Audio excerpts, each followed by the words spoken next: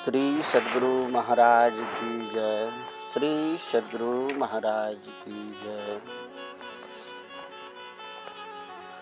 सभी सत्संग प्रेमियों से निवेदन है कि आप लोग शांत बना करके बैठ जाएं और सत्संग का आनंद लें। आज सत्संग का उद्देश्य है कि सत्संग का महिमा।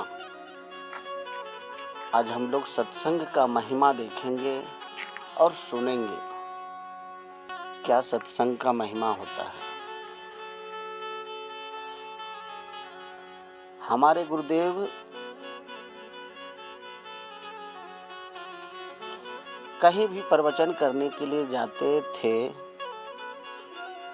तो अपने डायरी में उसका डेट, तारीख, दिन लिख लिया करते थे। तो अपने बिहार का ही एक ऐसा गांव है, मैं वह गांव का नाम याद भूल गया हूं, कि वहां उसको सत्संग करने के लिए जाना था। तो शिष्य ने एक दिन पहले उसको याद दिलाया कि बाबा, कल फलाने गांव सत्संग करने के लिए जाना है। बोला ठीक है। डायरी पलटा कर देखा तो सही टाइम था। बोला ठीक है, जाएंगे कल। बाबा यहाँ से चले। अब घर वाले का कहानी सुनो। जिसके यहाँ सत्संग करने के लिए जाते, उस घर में जो कि टाइम लिया था सत्संग का, उसका 2 साल का बेटा का इंतकाल हो गया, मतलब डेट कर गया, गुजर गया। उसका बीवी का रो रो करके बुरा हाल है। बोल रहा है कि बाबा को बोल दीजिए, मना कर दीजिए, कैसे सत्संग करवाएंगे, आज मेरा बेटा मर गया। आज ही हमारे दरवाजे पर सत्संग है। गांव में भी पूरे लोग जान रहे कि आज सत्संग था, इसका बेटा मर गया। लेकिन सत्संग का धर्म देखिए क्या होता है। बोला कि बाबा को तो नहीं मालूम है ना कि हमारा बेटा मर गया, उसको तो मालूम नहीं है। बाबा को आने दो, सत्संग होगा, सत्संग नहीं छोड़ेंगे। इतना मिन्नतों बाद हमारा गुरुदेव हमारे दरवाजे पर आ रहे हैं, वह भी सत्संग करने के लिए। हम मना नहीं कर सकते। आज हमारे गुरुदेव का चरण हमारे दरवाजे पर पड़ेंगे, हम धन्य हो जाएंगे। बाद में देखेंगे बेटा को। गुरुदेव सही टाइम पर उस गांव में पहुंचे तो गांव वाला तो फिर भी उसको मना कर रहा है कि रे फलाना, गुरुदेव को बोल दो, चला जाएगा, कैसे सत्संग करवाए, कैसा तू बाप है रे, जो तुम्हारा बेटा मरा तो सत्संग के पीछे पड़ा हुआ है। बोलता कि नहीं, गुरुदेव आए हैं, हम सत्संग करवाएंगे, आप लोग हमारा सहयोग करें। बोला गांव वाला ठीक है, बोल, जो कहेगा हम करेंगे। पत्नी को बोलता है जब तक सत्संग हो, बाबा रहे दरवाजे पर, आंख से आंसू नहीं आने देना। अब बताओ, जिसका बेटा का लाश घर में हो, उस माँ को आंख से आंसू नहीं आएगा। लेकिन पति का भी बात मानना है। बोला ठीक है, जितना होगा धैर्य रखेंगे। मंच लगा हुआ था, बाबा आए, मंच पे विराजमान हो गए। पहले टाइम का सत्संग था। 2 बजे का सत्संग चालू हो गए। तो 2 बजे थोड़ा बहुत आदमी आया था सत्संग कहे, क्योंकि मेन सत्संग शाम में है। सत्संग प्रवचन किए, देख रहा है जिसने बुलाया वो भी सामने नहीं आ रहा है। एक बार दिखे फिर से नहीं दिख रहा है। इसकी धर्मपत्नी जो हमारे आश्रम पर आए थे वो भी नहीं दिख रहा है। एक रूम में बेटे की लाश को रख करके ढक दिया है और ताला लॉक कर दिया है। सत्संग खत्म हो गए। अब दूसरा पायली 6 बजे से चालू हुआ।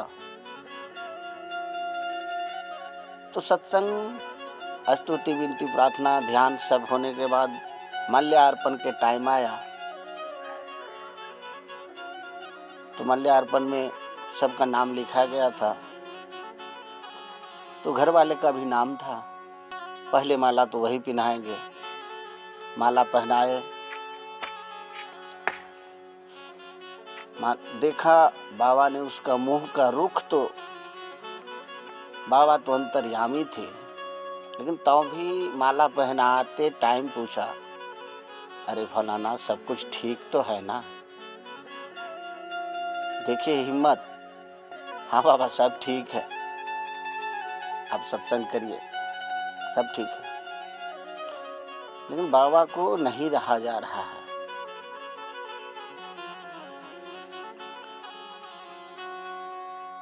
माला पहनाने के बाद सब लोग बैठे। बैठने के बाद उसका धर्मपत्नी जो घर में थी वो बाहर नहीं आ रहे हैं। सब लोग सत्संग सुनने के लिए बैठे हैं। बाबा सत्संग प्रारंभ किए। सत्संग होने लगा। सत्संग होते होते बाबा 3 घंटा का प्रवचन अकेले किए। प्रवचन बाजते रहे, लोग सुनते रहे। बीच बीच में ये अपनी पत्नी को उठ करके देखने के लिए जा रहे थे। तो वो अपने गेट के दरवाजे पर से ही बैठकर सत्संग सुन रहे थे। दिल पर पत्थर रख करके वो भी सुन रही थी। सत्संग खत्म होने के बाद आरती हुए। अब हुआ कि बाबा को खाना खिलाया जाए। तो बाबा का जहाँ पर जनवासा था, दिया गया था, वहाँ पर खाना लेकर गया। गिरपति भी गए साथ में। तो रे फलाना, तुम्हारा मुंह का रुख कुछ ऐसा दिख रहा है, क्या बात है, बताओ तो हमको। तो नहीं बाबा सब ठीक है। हमको ठीक नहीं लग रहा, तुम्हें कुछ हुआ है, हमें बताओ।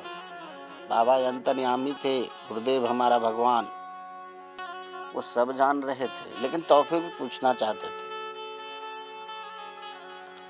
तब जाकर के वो तो चले गए। दूसरे ने बताया उसको, बाबा इसका बेटा मर गया है, इसका बेटा मर गया है बाबा, लाश भी घर में पड़ा हुआ है। आप जाएंगे तब जाकर के दाह संस्कार अपने बेटा को करेगा। तो बाबा खाना छोड़ करके उसके घर पर गए।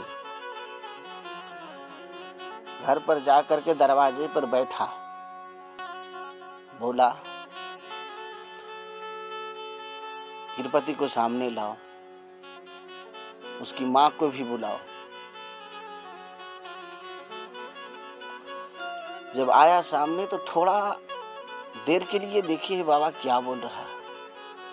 जब तुमको पता था कि मेरा बेटा मर गया तो मुझे खबर कर देता, सत्संग में कैंसिल कर देता, दूसरे दिन होता। तो नहीं बाबा, हम कैंसिल करना नहीं चाहते थे। हम तो बहुत मिन्नतों बाद हमारे गुरुदेव हमारे दरवाजे पर आ रहे थे, इसलिए बेटा का दुख को भूल करके मैं सत्संग में लीन हो गया। भगवान, आपका दर्शन हो गया, आपका चरण हमारे दरवाजे पर पड़ गया, मैं इसी में धन्य हो गए। गुरुदेव मन में सोचा, ये सच्चा भक्त है हमारा।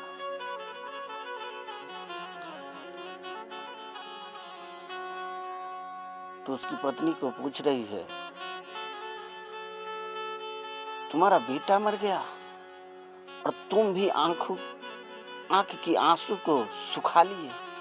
बोला, सुखाया नहीं भगवान, इसे दिल में दबा कर रखा हूं भगवान।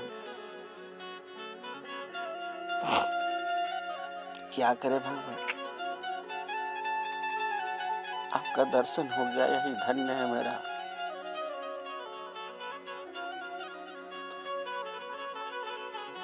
तो कहां पर तुम्हारा बच्चा है? बच्चे से हमको मिलाओ। गेट खोले, रूम से निकाले, कपड़े में लिपटा हुआ बच्चा था।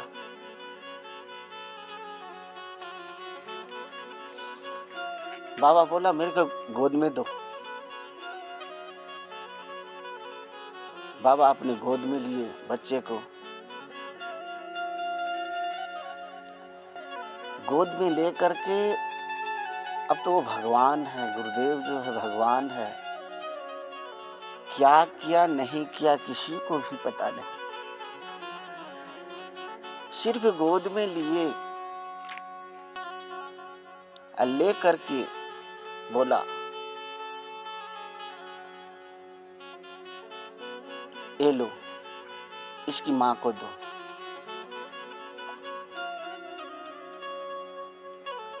एक आदमी ने बाबा के गोद से बच्चा उठा करके उसकी मां को दी। अब बोल रहे हैं, बाबा इसको तुम दूध पिलाओ। अब तो मां के आंख से आंसू रुकने नहीं लगा। बोलता है, बाबा मरा हुआ 24 घंटा हो गया, ये कहां से दूध पिएगा? छोड़िए बाबा, जाने दीजिए, मर गया, कोई बात नहीं। अरे पगली, तुम इसे दूध पिलाओ।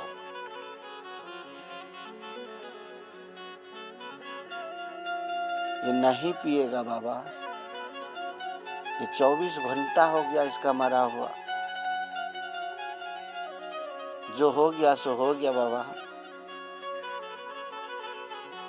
अरे पगली, मैं बोल रहा हूं ये पिएगा, तुम इसको दूध पिलाओ। तो गांव समाज के बहुत से नारी आए हुए थे, सब लोग कहने लगे, आगे पिलाओ नहीं, आगे पिलाओ नहीं, देख गुरुदेव रो महिमा, अगर जी बिगले तो अच्छा छे। सबके कहने पर आंचल में छुपा करके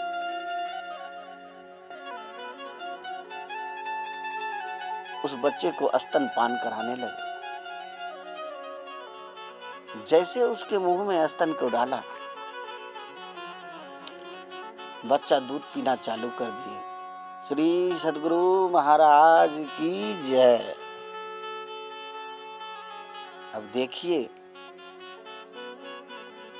24 घंटा हो गए थे मरे हुए बच्चे को, और वह बच्चा अब दूध पीने लगा। खुशी के मारे घर वाले, उसकी पत्नी बाबा के चरणों में गिर गए कि बाबा आप धन्य हैं,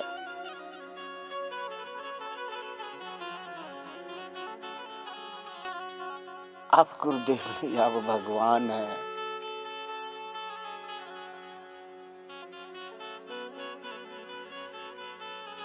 गांव वाले लोग जयकारा मंगाने लगे कि गुरुदेव भगवान की जय हो, गुरुदेव भगवान की जय हो। आज तक सत्संग सुने थे, लेकिन आज साक्षात सत्संग का महिमा का दर्शन हो गए।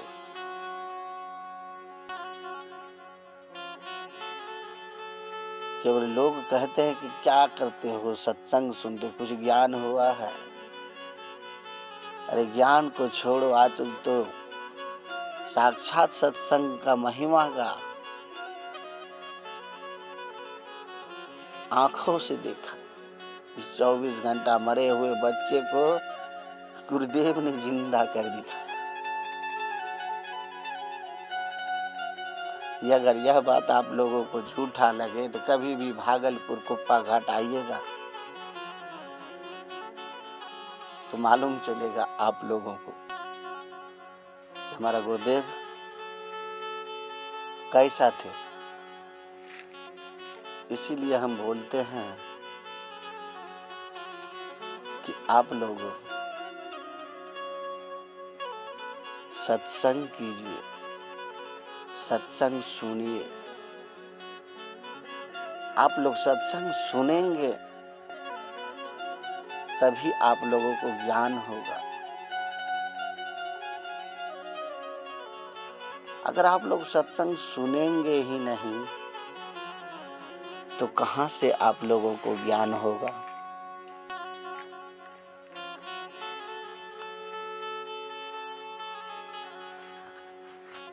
सत्संग केवल आप दिल में हो जाए कि मेरे को सत्संग आज सुनने के लिए जाना है।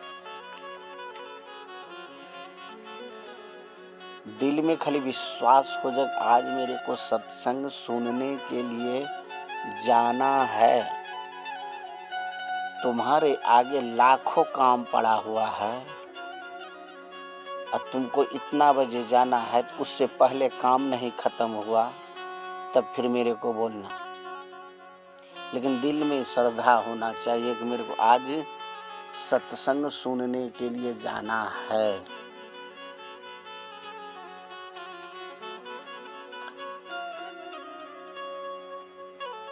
तो सत्संग आप लोग सुनने के लिए जाएं, कहीं भी हो, गांव में हो और कहीं हो, टाइम निकाल कर जाइए और सत्संग को सुनिए।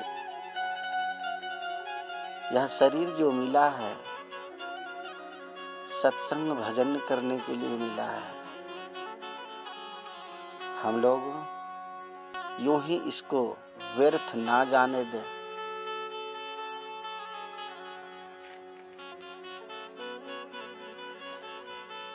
बहुत सारे आप लोग भजन में सुने होंगे,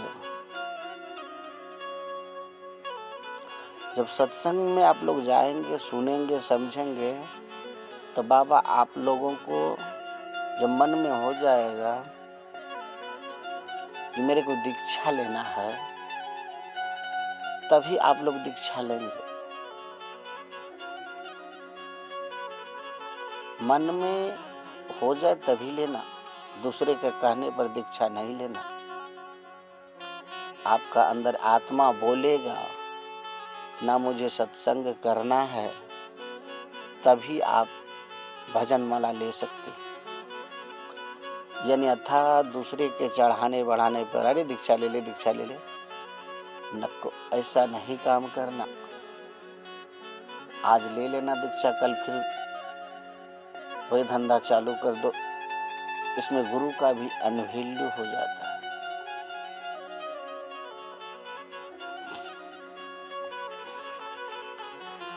एक भजन में आप लोग सुने होंगे, अरे मन सोच लो केवल भजन गाने से क्या होगा, समय का मोल न जाना तो पछताने से क्या होगा। कि अरे मन सोच ले केवल भजन गाने से क्या होगा। भजन गाने से पहले शरीर को शुद्ध करते हैं। और सोच लो समय के रहते ही अपना जीवन सफल बना लो। ये मत बोलना अभी मेरा उम्र ही क्या है सत्संग भजन करने का। मौत कभी उम्र देख करके नहीं आता है। मौत कभी भी आ सकता है। तुम सोचते रह गए कि दो होगा 50 साल का उम्र होगा तब सत्संग करेंगे। आदमी 20 साल में चले जा रहे हैं, 40 में जा रहे हैं, इसका कोई गारंटी नहीं है। इसीलिए कहता हूं जब ज्ञान हो जाए तभी से सत्संग चालू कर दो, इंतजार नहीं। अब सोचेंगे कि बूढ़ा होंगे फिर सत्संग भजन करेंगे, कि थूक फेंकेंगे तो थूक भी दूर नहीं जाता, अपने शरीर पे ही गिर जाता। उस टाइम सत्संग भजन नहीं होता। जब खुद का अपना शरीर का सेवा नहीं कर पा रहे हो तो सत्संग क्या तुम खाक करोगे।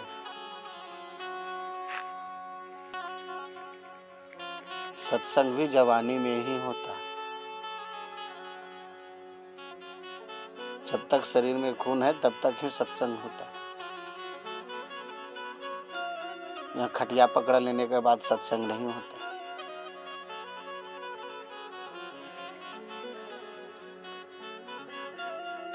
तो जो भी करना है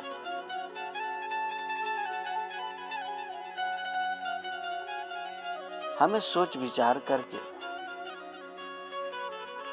अपने जीवन के बारे में ही हमेशा सोचना है। ये मैं नहीं कह रहा हूं कि सारा काम धंधा छोड़कर तुम सत्संग के पीछे पड़ जाओ, यह मेरा नहीं कहना। अपने बच्चे को भी देखो, अपने बीवी को भी देखो, सबको देखते हुए भी आप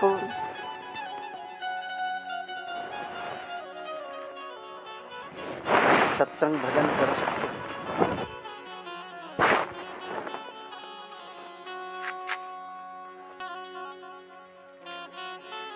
कमाओ, ये नहीं कि नहीं कमाना है। मजदूरी करो, बाल बच्चा को पढ़ाओ लिखाओ, शादी ब्याह कराओ। जो मेरा धर्म है वो करो और अपना जीवन का भी बारे में सोचो। महाराज जनक जी बहुत बड़े गुरुदेव थे, बहुत बड़े गुरुदेव थे।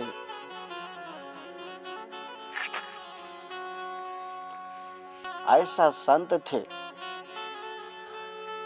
कि पूरा परिवार में रहते हुए भी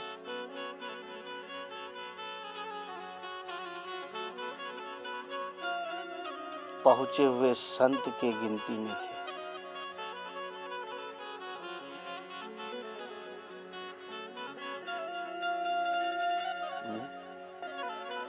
इसीलिए हम कहते हैं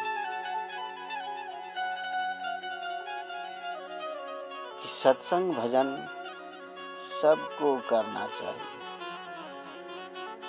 सबको करना चाहिए।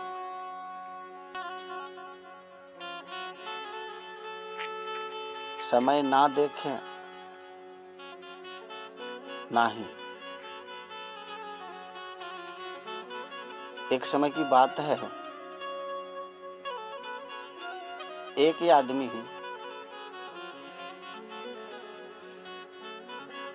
एक घर में 2 भाई थे। एक सत्संगी थे, एक बगैर सत्संगी थे। जो सत्संगी थे वो रोज का रोज इधर जाते थे, उधर जाते सत्संग सुनने के लिए। एक भाई भैंस चराते, गाय चराते, खेती बाड़ी करते। तो गांव में होता है घर तोड़वा, जानते हैं ना, चुगलीखोर सब। अरे तू यहाँ ही खटता रहे, जो भाई बात तो घुरता रहे जो रोज, आज महाकाल वहाँ तू जेलो एलो कर सत्संग सुने रहो, ही खटैलो। पता नहीं उसका मन में क्या हुआ।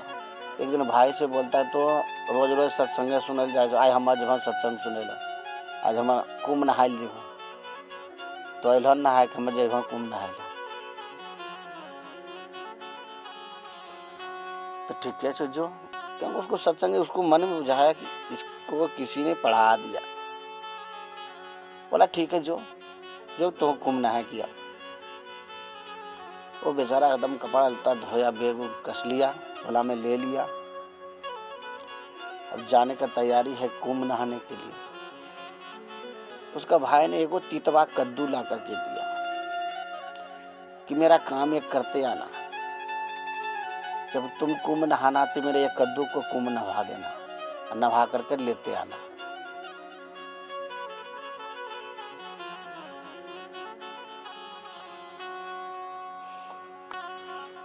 बोला ठीक है भैया, बस चला गया वो कुंभ नहाने के लिए। नहा सुना लिया कुंभ में वो, फिर घर आया। बोला कि नहा लिया कुंभ रे?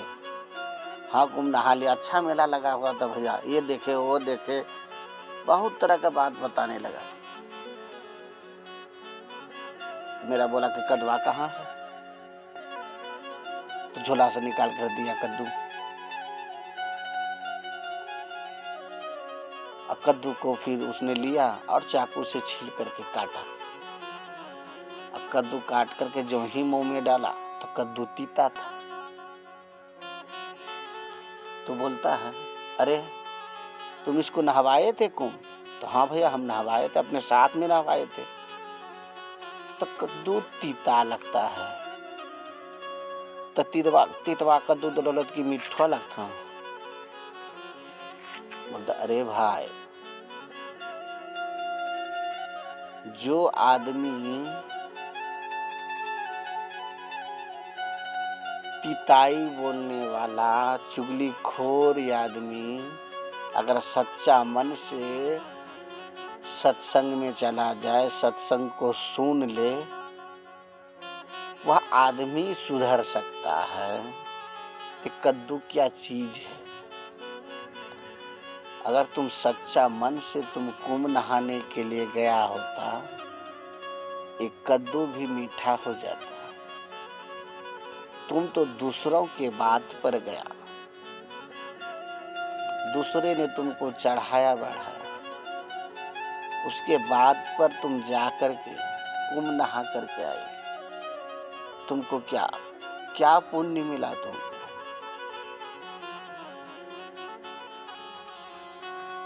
तब जाकर